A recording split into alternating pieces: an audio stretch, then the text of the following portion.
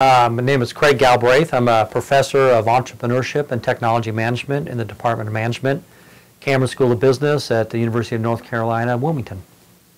From an academic point of view, I've been a professor at University of California, obviously here at the University of North Carolina, Wilmington, in Europe at several Scottish universities, again specializing in, entrepreneurship and particularly economic development as it relates to high technology, relocation and location and expansion of businesses. As soon as I heard that there was an economic impact study being presented, that's what really interested me. I didn't know anything about Titan or the cement industry.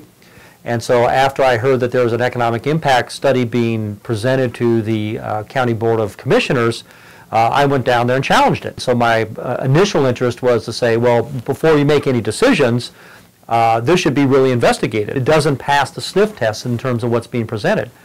Later on, I found that there's an actual group getting involved in terms of anti-Titan.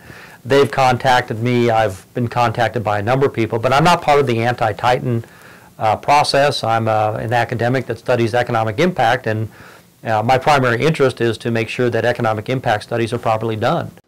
I have a copy of the original Titan study, and the whole study is a 1/2 page effort that was done the day before the approval process of the incentives. This is it.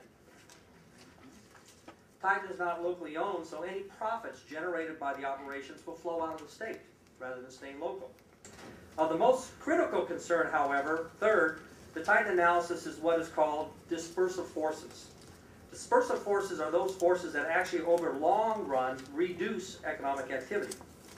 With a large new heavy industrial facility, these include congesting existing infrastructures, perception that an area is favoring a certain type of economic activity, such as heavy industry, that will discourage tourism, retirement investment, and clean industry.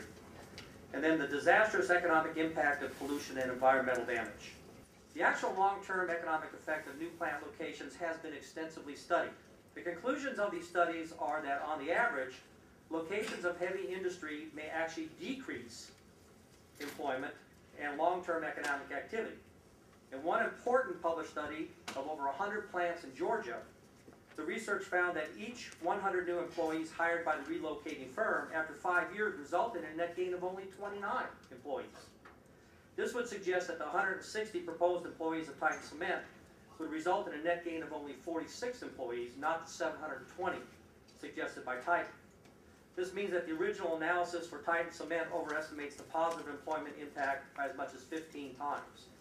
In terms of understanding the sustainable aspects of cement manufacturing, that really is more of a legal requirement. We need to establish the laws to protect society. We need to protect, we do need to establish environmental regulatory responsibilities to protect society, to minimize pollution these days and so forth.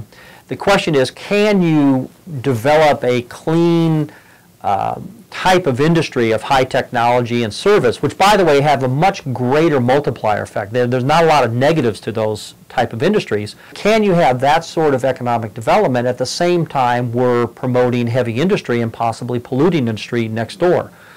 So I can't give a definitive quantitative number to that, but what we can do is raise the issue that if that incompatibility is there, then possibly we're even going to have a negative impact. When people hear economic impact, they hear jobs, not understanding the complexities that I talked about later with real economic impact, there's a knee-jerk reaction that, well, let's go ahead and do it without really thinking about the long-term strategic plan about what we want to be.